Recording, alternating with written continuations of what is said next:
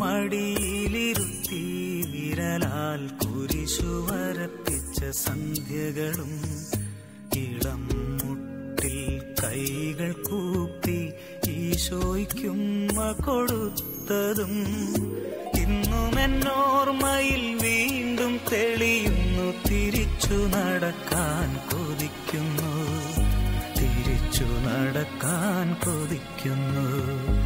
അമ്മ മടിയിലിരുത്തി വിരലാൽ കുരിശു വരപ്പിച്ച സന്ധ്യകളും ഇളം മുട്ടിൽ കൈകൾ കൂപ്പി ഈശോയ്ക്കുമ്മ കൊടുത്തതും ഇന്നും എന്നോർമ്മയിൽ വീണ്ടും തെളിയുന്നു. തിരിച്ചു നടക്കാൻ കൊതിക്കുന്നു, തിരിച്ചു നടക്കാൻ കൊതിക്കുന്നു.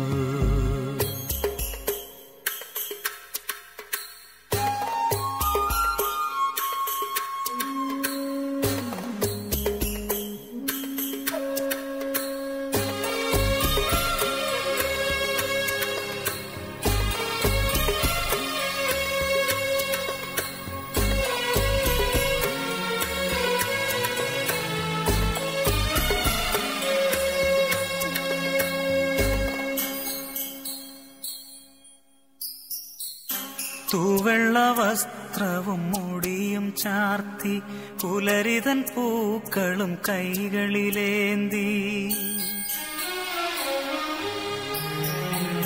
തൂവെള്ള വസ്ത്രവും മുടിയും ചാർത്തി പുലരിതൻ പൂക്കളും കൈകളിലേന്തി അൾത്താര മുന്നിൽ കൈകുപ്പി നിന്ന് ആദ്യ കുർബാന തന്നോർമ്മകളും പച്ചകടാതെ മനസ്സിൽ നിറയുമ്പോൾ തിരിച്ചു നടക്കാൻ കൊതിക്കുന്നു, തിരിച്ചു നടക്കാൻ കൊതിക്കുന്നു.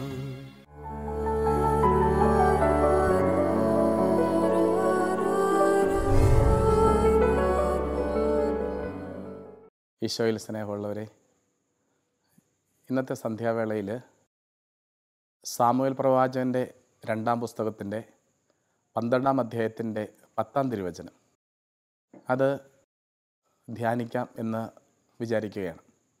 ആ വചനം ഇങ്ങനെയാണ്: നാഥാൻ പ്രവാചകൻ ദാവീദ് രാജാവിനോട് പറയുന്നു, എന്നെ നിരസിച്ച് ഹിത്യനായ ഊറിയായുടെ ഭാര്യയെ നീ സ്വന്തമാക്കിയതുകൊണ്ട് നിൻ്റെ ഭവനത്തിൽ നിന്ന് വാള് ഒഴിയുകയില്ല. ഈ ഒരു വചനത്തിൻ്റെ പശ്ചാത്തലം അല്പവും നമുക്ക് ധ്യാനിക്കാം. സാമുവേൽ പ്രവാചകൻ്റെ 1-ാം പുസ്തകത്തിൻ്റെ 16-ാം അധ്യായത്തിൽ നമ്മൾ എത്തണം. അവിടെ വച്ചാണ് ദാവീദിനെ അഭിഷിക്തനാക്കുന്നത് നമ്മൾ കാണുന്നത്. സാവൂൾ രാജാവ് ദൈവത്തിന് മുമ്പിൽ അഹിതമായി പ്രവർത്തിച്ച് തിരസ്കൃതനായി. സാവൂളിനെ മാറ്റി പുതിയ രാജാവിനെ തിരഞ്ഞെടുക്കുന്നതാണ് രംഗം. ദൈവം സാമുവേൽ പ്രവാചകനോട് പറഞ്ഞു, നീ ബെത്ലഹേമിലേക്ക് പോകണം. ജസ്സയുടെ കുടുംബത്തിൽ നിന്ന് ഇസ്രായേലിൻ്റെ രാജാവായി പുതിയ ഒരാളെ നീ തിരഞ്ഞെടുക്കണം. അങ്ങനെ കൊമ്പിൽ അഭിഷേക തൈലവുമായി പ്രവാചകൻ ബെത്ലഹേമിലെത്തുന്നു. ജസ്സയുടെ ഭവനത്തിലുള്ള എല്ലാവരെയും, ജസ്സയെയും ജസ്സയുടെ ഭാര്യ മക്കളെല്ലാവരെയും വിളിച്ചിരുത്തി പ്രാർത്ഥിച്ചൊരുക്കുന്നു. കാര്യം കുടുംബത്തോട് പറഞ്ഞു, പുതിയ രാജാവിനെ തിരഞ്ഞെടുക്കാനാണ്. അത് നിൻ്റെ ഭവനത്തിൽ നിന്നാണ് തിരഞ്ഞെടുക്കാൻ ദൈവം പറഞ്ഞിരിക്കുക. നിൻ്റെ മക്കളിൽ ഒരാളെ തിരഞ്ഞെടുക്കാനാണ് ദൈവം ആവശ്യപ്പെട്ടിരിക്കുക. അങ്ങനെ മൂത്തവനെ കൊണ്ടുവന്ന് നിർത്തി. ഏലിയാബ് അശഭ്യാസി, 6 അടി പൊക്കമുണ്ട്, സൈന്യത്തെ രാജ്യത്തെ നയിക്കാൻ പോരുന്ന ശേഷി അവൻ്റെ മുഖത്ത് പ്രതിഫലിക്കുന്നു. അവൻ്റെ ആകാരഭംഗിയും പ്രൗഢിയും ദർശിച്ച് പ്രവാചകൻ അവനായിരിക്കും ദൈവം തിരഞ്ഞെടുക്കാൻ ആഗ്രഹിക്കുന്ന വ്യക്തി എന്ന് മനസ്സിൽ സ്വരുക്കൂട്ടി അഭിഷേക തൈലം ഉയർത്തി അവനെ അഭിഷിക്തനാകാൻ തുടങ്ങുമ്പോൾ ദൈവം പറയുന്നൊരു വചനമുണ്ട്, അവനെ മാറ്റി നിർത്ത്. നീ അന്വേഷിക്കുന്ന ബാഹ്യമോടിയാണ്, ഞാൻ പരിശോധിക്കുന്നത് ആന്തരികതയാണ്. ഒന്നാമനെ മാറ്റി നിർത്തി, രണ്ടാമനെ കൊണ്ട് നിർത്തി അഭിനാദാവ്, അവനെ മാറ്റി നിർത്തി. മൂന്നാമനെ കൊണ്ടുവന്നു, മാറ്റി നിർത്തി. നാലാമനെ കൊണ്ടുവന്ന് നിർത്തി, മാറ്റി നിർത്തി. അഞ്ചാമനെ കൊണ്ടുവന്ന് നിർത്തി, മാറ്റി നിർത്തി. ആറാമനെ കൊണ്ടുവന്നു, മാറ്റി നിർത്തി. ഏഴാമനെ കൊണ്ടുവന്നു, മാറ്റി നിർത്തി. മക്കളെല്ലാവരെയും കൊണ്ടുവന്ന് നിർത്തി. ഓരോരുത്തരെയും ഉള്ളു പരിശോധിക്കുന്ന ദൈവം പ്രവാചകൻ്റെ ഉള്ളിൽ പറഞ്ഞു, യോഗ്യനല്ല, മാറ്റി നിർത്ത്. പ്രവാചകൻ ചോദിച്ചു, ഇനി മക്കളുണ്ടോ? ജസ പറഞ്ഞു, മക്കൾ കഴിഞ്ഞു. പുറകിൽ നിന്ന് ഭാര്യ പറഞ്ഞു, അയ്യോ ഒരുവൻ കൂടിയുണ്ട്, കണക്ക് തെറ്റിപ്പോയതാണ്. ഒരുവൻ കൂടിയുണ്ട്, അവൻ ആട് നോക്കാൻ പോയിരിക്കുകയാണ്. അവനെ വിളിച്ചിട്ട് കാര്യമില്ല, കാരണം അവന് രാജാവാകാനായിട്ട് കഴിവൊന്നുമില്ല. ആട് നോട്ടക്കാരനാണ്, ആടിൻ്റെ മണമുണ്ട്, കൊട്ടാരത്തിന് അങ്കണത്തിൽ പ്രവേശിക്കാൻ പോലും അവന് യോഗ്യതയില്ല. പ്രവാചകൻ പറഞ്ഞു, അവനെ വിളിക്ക്. ആളയച്ച് അവനെ വിളിപ്പിച്ച് അവന് കുളിച്ച് പുതിയ വസ്ത്രം ധരിച്ചല്ലാതെ ഞാൻ അവനോടൊത്ത് ഭക്ഷണം കഴിക്കില്ല. എന്ന് പറയപ്പെട്ടവരെ, ദാവീദിനെക്കുറിച്ച് നമുക്ക് ചിന്തിക്കാം. അവനാണ് ദാവീദ്, മാതാപിതാക്കളുടെ കണക്കിൽപ്പെടാത്തവൻ, ആടിൻ്റെ മണമുള്ളവൻ, കൊട്ടാരത്തിൻ്റെ അങ്കണത്തിൽ പ്രവേശിക്കാൻ പോലും യോഗ്യതയില്ലാത്തവൻ. മനുഷ്യദൃഷ്ടിയിൽ അങ്ങനെ യോഗ്യത ഇല്ലാത്ത ഒരുവനെ ദൈവം തിരഞ്ഞെടുത്തു. അപ്പോൾ ആ തിരഞ്ഞെടുപ്പിൻ്റെ പ്രത്യേകത യോഗ്യതയില്ല, ഇല്ലായ്മ, അവിടുന്നാണ് അവനെ പ്രത്യേകമായി തിരഞ്ഞെടുത്തത്. അങ്ങനെ ഇസ്രായേലിൻ്റെ രാജാതിരാജനായി, ചക്രവർത്തിയായി. ഈ ഒരു പശ്ചാത്തലമാണ് ദാവീദിൻ്റെ കഥയ്ക്കുള്ളത്. ഇനി മുമ്പ് പറഞ്ഞ വചനത്തിലേക്ക് വരാം. എന്നെ നിരസിച്ച് ഹിത്യനായ ഊറിയായുടെ ഭാര്യ നീ സ്വന്തമാക്കിയത് കൊണ്ട് നിന്റെ ഭവനത്തിൽ നിന്ന് വാളൊഴികയില്ല, പ്രവാചകൻ പറഞ്ഞു. അതിൻ്റെ പശ്ചാത്തലം കൂടി നമുക്കൊന്ന് പരിശോധിക്കാം. ആ വർഷവും വസന്തകാലത്തെ രാജാക്കന്മാർ യുദ്ധത്തിന് പോകുമ്പോൾ ദാവീദ് സൈന്യത്തെ മുഴുവനും, സൈന്യാധിപനെയും മന്ത്രിമാരെ അടക്കം യുദ്ധത്തിന് പറഞ്ഞയച്ചു, അമോന്യരുമായുള്ള യുദ്ധത്തിന്. അതേസമയം യുദ്ധ മുന്നണിയിൽ നിന്ന് യുദ്ധം നയിക്കേണ്ട രാജാവ് കൊട്ടാരത്തിൽ തങ്ങി. അവൻ ഉച്ചയൂണ് കഴിച്ചു, എന്നിട്ട് അവനൊന്ന് മയങ്ങി. അങ്ങനെ മയക്കം കഴിഞ്ഞ് അവൻ മട്ടുപ്പാവിലൂടെ ഉലാത്തി. അവൻ കൊട്ടാരത്തിൻ്റെ മട്ടുപ്പാവിലൂടെ ഉലാത്തുന്നു. ആ സമയത്ത് പുറത്തേക്ക് നോക്കി, കുളിക്കടവിൽ ഒരു പെൺകുട്ടി കുളിക്കുന്നു. വചനം പറയുന്നു, അവൾ അതീവ സുന്ദരിയായിരുന്നു. രാജാവ് ആള് വിട്ട് അന്വേഷിച്ചു, ആരാണ് ഈ കുട്ടി?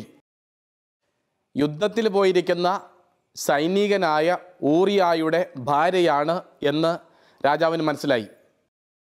ജനത്തെ മുഴുവനും സംരക്ഷിക്കേണ്ട രാജാവ്, പ്രത്യേകിച്ച് രാജ്യത്തെ ശത്രുക്കളിൽ നിന്നും രക്ഷിക്കുവാനായി പടപൊരുതുന്ന സൈനികൻ്റെ ഭാര്യയെയും കുടുംബത്തെ സംരക്ഷിക്കേണ്ട രാജാവ്, തൻ്റെ ഉത്തരവാദിത്വം, തൻ്റെ കടമ, തൻ്റെ ബാധ്യത എല്ലാം മറന്ന് രാജാവ് സൂക്ഷിക്കേണ്ട വിശുദ്ധി, മാന്യത, അഭിഷേകം, ഉയർന്ന മഹത്വം അതെല്ലാം മറന്ന് അവളെ വിളിക്കുന്നു, കൊട്ടാരത്തിലേക്ക് പ്രവേശിപ്പിക്കുന്നു, അവളുമായിട്ട് പാപം ചെയ്യുന്നു. അങ്ങനെ ഊറിയായുടെ ഭാര്യ ബത്ശബ ഗർഭിണിയാകുന്നു. അവൾ വീട്ടിലേക്ക് പോയി. അവൾ ആള് വിട്ട് രാജാവിനെ അറിയിച്ചു താൻ ഗർഭിണിയാണെന്ന്. രാജാവ് ഭയന്നുപോയി. ഭയക്കാൻ കാരണമുണ്ട്. യുദ്ധം ചെയ്യാൻ പോയ പടയാളിയുടെ ഭാര്യയിൽ രാജാവിന് കൊച്ചുണ്ടായി എന്ന് ജനമറിഞ്ഞാൽ ജനം എതിരാകും. ജനം വിധിയെഴുതും. അധാർമികന രാജാവ്, സംശുദ്ധിയില്ലാത്ത രാജാവ്, ധാർമ്മികതയില്ലാത്ത രാജാവ്, ജീവിതത്തിൽ പുണ്യം സൂക്ഷിക്കാത്ത രാജാവ്. രാജാവ് അങ്ങനെയാണെങ്കിൽ അതിൻ്റെ അപകടം എന്താ? രാജ്യം നശിക്കും. രാജ്യത്ത് ക്ഷാമം ഉണ്ടാകും, തകർച്ചകളുണ്ടാവും, ശത്രു സൈന്യം കീഴ്പ്പെടുത്തും. രാജ്യം നശിക്കുക എന്ന് പറഞ്ഞാൽ ജനം നശിക്കുക എന്നുകൂടി അർത്ഥമാണ്. അതുകൊണ്ട് ജനം എതിരാകും. രാജാവിന് അപകടം മണത്തു. ഈ തെറ്റ് ജനം അറിയരുത്. അതുകൊണ്ട് ഈ തെറ്റ് മറച്ചു വെക്കാൻ രാജാവ് തീരുമാനിച്ചു. അതിനെന്താ മാർഗം? രാജാവ് കണ്ട മാർഗം ഇതാണ്. ഭർത്താവിനെ യുദ്ധ മുന്നണിയിൽ നിന്നും വിളിച്ചു വരുത്തുക, ഭാര്യയുടെ അടുത്തേക്ക് പറഞ്ഞയക്കുക. അങ്ങനെ കുട്ടി ഭർത്താവിൻ്റെതാണ് എന്ന് വരുത്തി തീർക്കാം. ആളയച്ചു, ഊറിയ വന്നു. ഊറിയായോട് രാജാവ് പറഞ്ഞു, ഇതാ നിന്റെ യുദ്ധം ഗംഭീരമായിരിക്കുന്നു, നീ വളരെ മനോഹരമായി യുദ്ധം ചെയ്യുന്നു, അതുകൊണ്ട് നിനക്ക് നാം വിശ്രമം അനുവദിക്കുകയാണ്. വീട്ടിലേക്ക് പൊയ്ക്കൊള്ളുക, ഭാര്യയുടെ അടുത്തേക്ക് പൊയ്ക്കൊള്ളുക. പ്രിയപ്പെട്ടവരെ, ആ മനുഷ്യൻ പോകാൻ കൂട്ടാക്കുന്നില്ല. ആ മനുഷ്യൻ പറഞ്ഞു, സൈന്യാധിപനും മന്ത്രിമാരും സൈന്യവും യുദ്ധം ചെയ്യുകയാണ് ശത്രുവിനെതിരെ. വാഗ്ദാന പേടകവുമുണ്ട്. ആ സമയത്ത് എൻ്റെ ഭാര്യയോടൊത്ത് തിന്നുകുടിച്ച് രമിക്കാൻ ഞാൻ പോവില്ല. രാജാവ് നിർബന്ധിച്ചു, പോയില്ല. വീണ്ടും രാജാവ് അവനെ തീന്മേശയിലേക്ക് വിളിപ്പിച്ചു, നല്ലോണം ഭക്ഷണം കൊടുത്തു, വീഞ്ഞു കൊടുത്ത് അവനെ ലഹരിയിലാഴ്ത്തി. എന്നിട്ട് അവൻ വീട്ടിലേക്ക് പോകുമെന്ന് രാജാവ് വിചാരിച്ചു. അവനങ്ങനെ വീട്ടിലേക്ക് പോകാൻ ഇറങ്ങി. രാജാവൊന്ന് സമാധാനത്തോടെ ഉറങ്ങി. പക്ഷേ രാവിലെ ഉണർന്നപ്പോൾ രാജാവിന് മനസ്സിലായി അവൻ വീട്ടിലേക്ക് പോയിട്ടില്ല. തൻ്റെ വിരിപ്പിൽ കൊട്ടാരം വാതിൽ കാവൽക്കാരോടുകൂടി കടന്നുറങ്ങിയിരിക്കുന്നു. ഇനി ഈ ഒരു അപരാധം ഭർത്താവിനെ ഏൽപ്പിക്കാൻ പറ്റില്ല എന്ന് രാജാവിന് മനസ്സിലായി. രാജാവ് ചിന്തിച്ചു, ഇനി എന്തു ചെയ്യും? അവനെ കൊല്ലാൻ തീരുമാനിച്ചു. കൊന്നാൽ പ്രശ്ന പരിഹാരമാവില്ല. പക്ഷേ യുദ്ധമുന്നണിയിൽ വെച്ച് കൊല്ലപ്പെട്ടാൽ പ്രശ്ന പരിഹാരമായി. കാരണം എന്താ? യുദ്ധത്തിൽ കൊല്ലപ്പെടുന്ന പടയാളിയുടെ ഭാര്യയെ രാജാവിന് വിവാഹം കഴിക്കാം. അത് പുണ്യപ്രവൃത്തിയാണ്.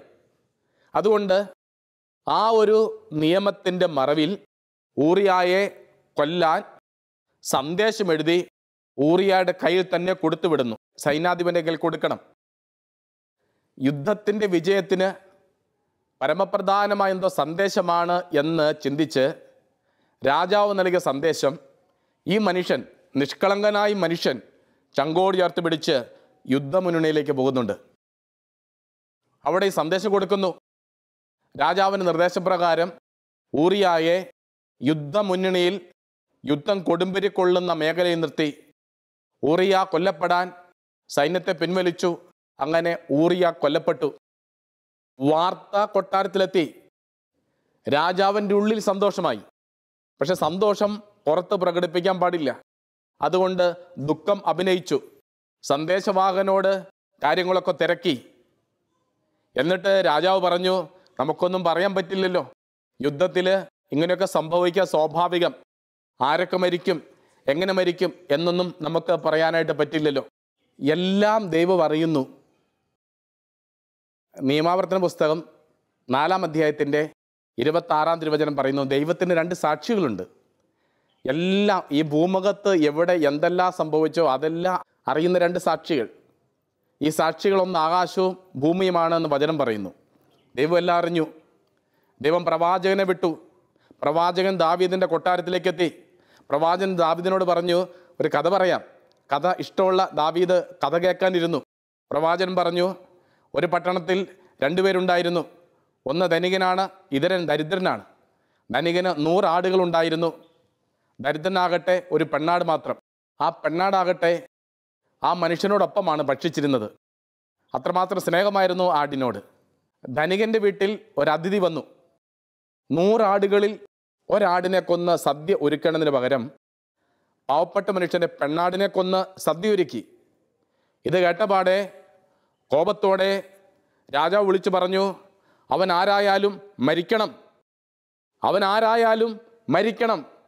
ഇത് കേട്ടപാടെ പ്രവാചകൻ ദിഗന്ധം പൊട്ടുമാർ ഉച്ചത്തിൽ ദാവീദിന്റെ ചങ്കിന് നേരെ വിരൽ ചൂണ്ടിക്കൊണ്ട് പറഞ്ഞു, ആ മനുഷ്യൻ നീ തന്നെ, ആ മനുഷ്യൻ നീ തന്നെ.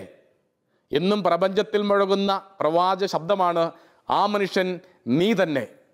അതിനുശേഷമാണ് മുമ്പ് പറഞ്ഞ വചനം പറയുക, എന്നെ നിരസിച്ച് ഹിത്യനായ ഊറിയായുടെ ഭാര്യയെ നീ സ്വന്തമാക്കിയത് കൊണ്ട് നിന്റെ ഭവനത്തിൽ നിന്നും വാള് ഒഴിയുകയില്ല.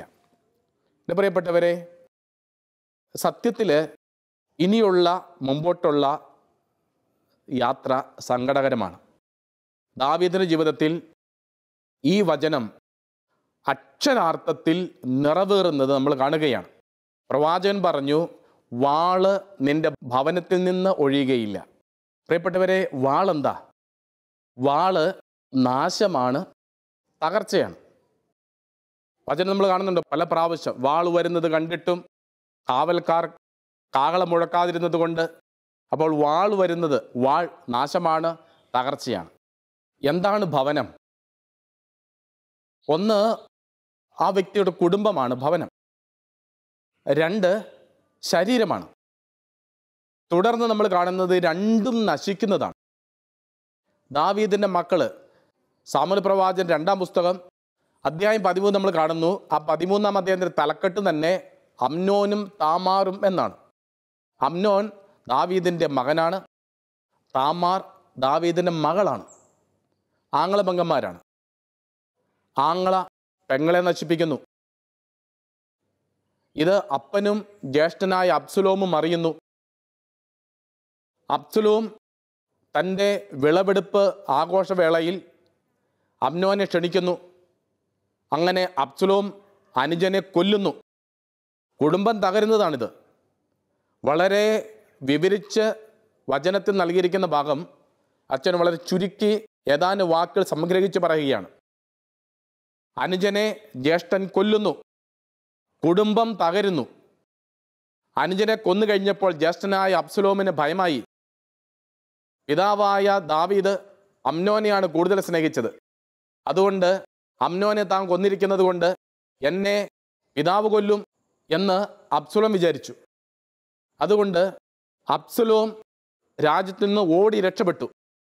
അങ്ങനെ പുറത്തുപോയ അബ്സലോം ഒരു സൈന്യത്തെ സജ്ജീകരിച്ച് പിതാവായ ദാവീദിനെതിരെ വരുന്നു. ബൈബിളിൽ നമ്മൾ കാണുന്നു, ദാവീദിൻ്റെ സൈന്യത്തിൽ ഒരു സൈനിക വിപ്ലവം നടത്തി സൈന്യത്തെ പിരിച്ച് പകുതി അബ്സലോം കൂട്ടിച്ചേർക്കുന്നു. എന്നിട്ട് ദാവീദിനെതിരെ, പിതാവിനെതിരെ മകൻ യുദ്ധത്തിന് വരുന്നു. എൻ്റെ പ്രിയപ്പെട്ട സഹോദരി സഹോദരങ്ങളെ, ഈ ഭാഗങ്ങളൊക്കെ നമ്മൾ ധ്യാനിക്കുമ്പോൾ ഇതിൻ്റെ വ്യാഖ്യാന സന്ദേശങ്ങൾ വളരെ ആഴമുള്ളതാണ്. ഇന്ന് കുടുംബങ്ങൾ തകരുന്നത് നമ്മൾ കാണുന്നുണ്ട്, ശരീരങ്ങൾ തകരുന്നത് കാണുന്നുണ്ട്. മക്കൾ മാതാപിതാക്കൾക്കെതിരെയും മാതാപിതാക്കൾ മക്കൾക്കെതിരെയും സമൂഹം പരസ്പരവും പോരടിക്കുന്നതും കൊല്ലുന്നതും കൊലവിളിക്കുന്നതും നമ്മുടെ മുമ്പിൽ കാണുന്നുണ്ട്. ഇതിൻ്റെ എല്ലാം കാരണം തേടി പോകുമ്പോഴാണ് വിശുദ്ധിയുടെ മേഖലയിലേക്ക് നമ്മൾ എത്തിച്ചേരുക. കഥ പിന്നെയും തുടരുകയാണ്. അങ്ങനെ അബ്സലോം ശക്തമായൊരു സൈന്യത്തെ സജ്ജീകരിച്ച് പിതാവായ ദാവീദിനെതിരെ വരുന്നു. തൻ്റെ മകൻ്റെ സൈന്യ ബലം കണ്ട് യുദ്ധം ചെയ്യാൻ പോലും ധൈര്യപ്പെടാതെ, എന്താണോ സംരക്ഷിക്കാൻ ആ മനുഷ്യൻ ആഗ്രഹിച്ചത്, സിംഹാസനം, അത് നഷ്ടപ്പെടുത്തി ഇറങ്ങി ഓടി രക്ഷപ്പെടുന്നത് വളരെ ദയനീയമായ വിധത്തിൽ ബൈബിൾ ചിത്രീകരിച്ചിട്ടുണ്ട്. മകൻ വന്ന് സിംഹാസനത്തിൽ കയറിയിരുന്നു. അപ്പൻ രഹസ്യത്തിൽ വ്യഭിചാരം ചെയ്തു. മകനാകട്ടെ പരസ്യത്തിൽ വ്യഭിചാരം ചെയ്യുന്നു. സാമുവേൽ പ്രവാചകൻ 2-ാം പുസ്തകം അധ്യായം 16 വാക്യം 22. അവിടെ ഇസ്രായേൽക്കാർ കാണെ അബ്സലോം തൻ്റെ പിതാവിൻ്റെ ഉപതാരിമാരെ പ്രാപിച്ചു. പിതാവ് രഹസ്യത്തിൽ പാപം ചെയ്തു, മക്കളായപ്പോൾ പരസ്യത്തിൽ പാപമായി. പിതാവ് സൈനികൻ്റെ ഭാര്യയുമായി തെറ്റ് ചെയ്തു, മക്കളായപ്പോൾ അമ്നോനും താമാറും പരസ്പരമായി. കഥ വീണ്ടും തുടരുന്നു. അബ്സലോമിനെ ഭയന്ന് കൊട്ടാരവും രാജ്യവും ഭരണവും എല്ലാം ഉപേക്ഷിച്ച് പുറത്തേക്ക് ഓടി രക്ഷപ്പെട്ട ദാവീദ് മകൻ ചെയ്തതുപോലെ തന്നെ ഒരു സൈന്യത്തെ സജ്ജീകരിച്ച് മകനെതിരെ വരുന്നു. വചനമോർക്കണം, എന്നെ നിരസിച്ച് ഹിത്യനായ ഊറിയായുടെ ഭാര്യയെ നീ സ്വന്തമാക്കിയത് കൊണ്ട് നിന്റെ ഭവനത്തിൽ നിന്നും വാള് ഒഴിയുകയില്ല. കുടുംബം നശിക്കുകയും തകരുകയും ചെയ്യുന്നതാണ് നമ്മൾ കണ്ടുകൊണ്ടിരിക്കുന്നത്. പിതാവായ ദാവീദ് ഇതാ തിരിച്ചു വരുന്നു. ശക്തമായ സൈന്യം, അങ്ങനെ മകനുമായി യുദ്ധത്തിലായി. അബ്സലോമിൻ്റെ സൈന്യവും ദാവീദിൻ്റെ സൈന്യവും തമ്മിൽ ഏറ്റുമുട്ടി. യുദ്ധം കഠോരമായി. യുദ്ധത്തിൽ അബ്സലോം അമ്പെ പരാജയപ്പെട്ടു. സൈന്യം കൊല ചെയ്യപ്പെട്ടു. യുദ്ധമുന്നണിയിൽ നിന്നും രക്ഷപ്പെടാനായിട്ട് അബ്സലോം കോവർക്കഴുതപ്പുറത്ത് ഓടിച്ചുപോയി. അങ്ങനെ ഓടിച്ചുപോയ സമയത്ത് ഒരു ഓക്കുമരത്തിന് കീഴിലൂടെ ഓടിച്ചു പോകുമ്പോൾ അവൻ്റെ തലമുടി മരക്കൊമ്പിൽ ഉടക്കി. കോവർക്കഴുതി ഓടിപ്പോയി. തലമുടിയിൽ അവൻ തൂങ്ങിക്കിടന്നു. നിസ്സഹായനായി. മുകളിലേക്ക് കരങ്ങളെത്തിച്ച് രക്ഷപ്പെടാൻ പറ്റില്ല, ചാടി രക്ഷപ്പെടാൻ പറ്റില്ല.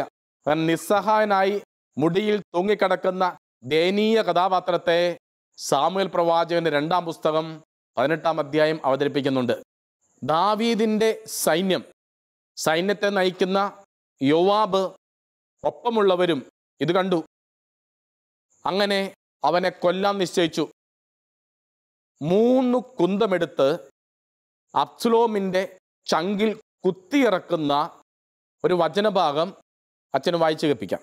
സാമുവേൽ പ്രവാചകൻ 2-ാം പുസ്തകം അധ്യായം 18 വാക്യം 14. യോവാബ് 3 കുന്തമെടുത്ത് ഓക്കുമരത്തിൽ ജീവനോടെ തൂങ്ങിക്കിടന്ന അബ്സലോമിൻ്റെ നെഞ്ചിൽ കുത്തിയിറക്കി. പ്രിയപ്പെട്ടവരെ, ഈ വചനം ഇവിടം കൊണ്ട് നിർത്തുമ്പോൾ നമ്മൾ വിചാരിക്കും അബ്സലോം കൊല്ലപ്പെട്ടത് കുന്തത്തിൻ്റെ കുത്തേറ്റാണെന്ന്. പക്ഷെ അല്ല. തൊട്ട് താഴത്തെ വചനം നമുക്ക് ദർശിക്കാം. യോവാബിൻ്റെ ആയുധവാഹകരായ 10 പേർ അബ്സലോമിനെ വളഞ്ഞ് അവനെ അടിച്ചു കൊന്നു. അബ്സലോം വധിക്കപ്പെട്ടത് ദാവീദിൻ്റെ സൈനികർ ചേർന്ന് അവനെ അടിച്ചു കൊന്നതാണ്. അപ്പോൾ സ്വാഭാവികമായും അച്ഛനൊരു സംശയം എന്താ? എന്തിനാണ് ഈ കുന്തത്തിൻ്റെ കഥ പറഞ്ഞത്?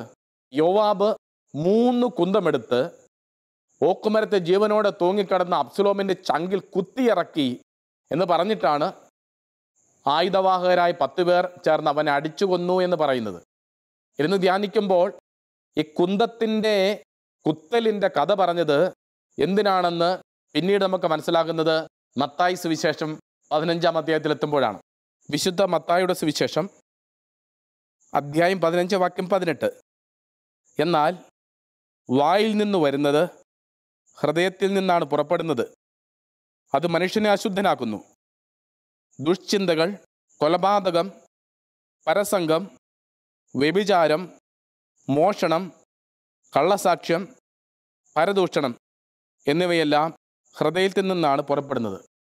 എൻ്റെ പ്രിയപ്പെട്ടവരെ, എല്ലാ തിന്മകളുടെ ഉറവിടം ഹൃദയത്തിൽ നിന്നാണ് എന്ന് വചനം പറയുന്നു. അതുകൊണ്ട് ഹൃദയത്തെ കുത്തിത്തകർക്കുന്ന കഥ തുടർന്ന് നമ്മൾ കാണുന്നത് യോഹന്നാൻ സുവിശേഷം 19-ാം അധ്യായത്തിൻ്റെ 34-ാം തിരുവചനമാണ്. മനുഷ്യർ ഹൃദയത്തിൽ വഹിച്ച തിന്മകളുടെ പരിണിതഫലമായി ചങ്ക് കുത്തിത്തുളയ്ക്കുന്നത് നമ്മളവിടെ കാണുകയാണ്. പടയാളികൾ ഒരുവൻ വന്ന് അവൻ്റെ വിലാപ്പുറത്ത് കുന്തം കൊണ്ട് കുത്തി. ഉടനെ രക്തവും വെള്ളവും പുറപ്പെട്ടു. എൻ്റെ പ്രിയപ്പെട്ടവരെ, അച്ഛൻ അവസാനിപ്പിക്കുകയാണ്. ഈ പറഞ്ഞതിൻ്റെ എല്ലാ രത്നച്ചുരുക്കം ഹൃദയത്തിൻ്റെയും ശരീരത്തിൻ്റെയും വിശുദ്ധിയാണ്. അശുദ്ധി ഇന്ന് പെരുകുന്നു. കൊലപാതകങ്ങളും സ്പർദ്ധകളും അസ്വസ്ഥതകളും മുമ്പ് എന്നത്തേക്കാൾ ഉപരിയായിട്ട് വളർന്നുകൊണ്ടിരിക്കുന്നു. പക്ഷെ മനുഷ്യൻ അറിവ് നേടുന്നു, ജ്ഞാനിയാകുന്നു, ജീവിത സൗകര്യങ്ങൾ വർദ്ധിച്ചു വരുന്നു. പക്ഷേ ഒപ്പം തന്നെ തിന്മയും പെരുകുന്നു. എന്തുകൊണ്ട് എന്ന് ചിന്തിക്കണം. ഇവിടെ എപ്പോഴും ബൈബിൾ നമ്മളെ ഓർമ്മപ്പെടുത്തുന്നത്, നീ സ്വർഗസ്ഥനായ പിതാവ് പരിപൂർണനായിരിക്കുന്ന പോലെ പരിപൂർണനായിരിക്കണം. അതിനു വേണ്ടത് നിൻ്റെ ഹൃദയത്തെ വിശുദ്ധീകരിക്കണം. ഹൃദയത്തിൽ നിന്നാണ് തിന്മ പുറപ്പെടുന്നത് എന്ന് മത്തായി സുവിശേഷം പറയുന്നു. അതുകൊണ്ടാണ് കർത്താവ് ഹൃദയത്തിൽ കുത്തേറ്റ് തൻ്റെ രക്തം കൊണ്ട് ഭൂമിയെ മുഴുവൻ വ്യഞ്ചരിച്ച് മരിക്കുക.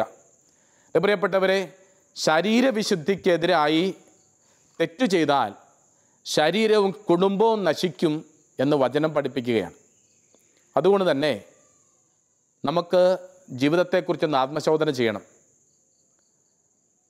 കർത്താവ് പരിപൂർണനായിരിക്കുന്ന പോലെ പരിപൂർണരാകാൻ വിളിക്കപ്പെട്ടിരിക്കുന്ന നമ്മൾ. ലേവ്യർ 20:26 വചനം പറയുന്നു, എൻ്റെ മുമ്പിൽ നിങ്ങൾ വിശുദ്ധരായിരിക്കുവിൻ, എന്തെന്നാൽ കർത്താവായി ഞാൻ പരിശുദ്ധനാണ്. നിങ്ങൾ എനിക്ക് സ്വന്തമാകേണ്ടതിന് ഞാൻ നിങ്ങളെ മറ്റു ജനതകളിൽ നിന്നും വേർതിരിച്ചിരിക്കുന്നു. അതുകൊണ്ട് ശ്രദ്ധിക്കാം, ഒരു മക്കളുടെ ജീവിതവിശുദ്ധി മാതാപിതാക്കളുടെ ജീവിതവിശുദ്ധിയെ ആശ്രയിച്ചാണ് ഇരിക്കുക. ഒരു ഇടവക ജനത്തിൻ്റെ ജീവിതവിശുദ്ധി ബഹുമാനപ്പെട്ട അച്ഛൻ്റെ ജീവിതവിശുദ്ധി ആശ്രയിച്ചാണ് ഇരിക്കുക. ഒരു കുട്ടികളുടെ വിദ്യാർത്ഥികളുടെ ജീവിതവിശുദ്ധി അധ്യാപകരെ ആശ്രയിച്ചാണ് ഇരിക്കുക. ഒരു സമൂഹത്തിൻ്റെ ജീവിതവിശുദ്ധി ഉന്നതിയിലുള്ളവരും അധികാരികളെ ആശ്രയിച്ചാണ് ഇരിക്കുക. അതുകൊണ്ട് തന്നെ എല്ലാവരും കടപ്പെട്ടിരിക്കുന്നു ജീവിതവിശുദ്ധി പാലിക്കാൻ. അത് നമ്മുടെ കടമയാണ്, നമ്മുടെ ബാധ്യതയാണ്. ഈ ശരീരവും മനസ്സും ഹൃദയവും ദൈവത്തിന് സമ്മാനമാണ്. കൊളോസ്യ ലേഖനം 3:3 നിങ്ങളുടെ ജീവൻ ക്രിസ്തുവിനോടൊപ്പം ദൈവത്തിൽ നിഗൂഢമായി സ്ഥിതി ചെയ്യുന്നു. ഈ ജീവനും ശരീരവും ക്രിസ്തുവിനോട് ചേർന്ന് ദൈവത്തിൽ സ്ഥിതി ചെയ്യുന്നു എന്നുള്ള കൊളോസ്യ ലേഖനം ഹൃദയത്തിൽ പതിപ്പിച്ചുകൊണ്ട് ജീവിതവിശുദ്ധിക്ക് വേണ്ടി അധ്വാനിക്കുകയും ജീവിതവിശുദ്ധിയിലേക്ക് മറ്റുള്ളവരെ നയിക്കാനായിട്ട് അവരെ പ്രേരിപ്പിക്കുകയും പ്രചോദിപ്പിക്കുകയും പഠിപ്പിക്കുകയും ചെയ്യാം. ദൈവം നമ്മളെ അനുഗ്രഹിക്കട്ടെ.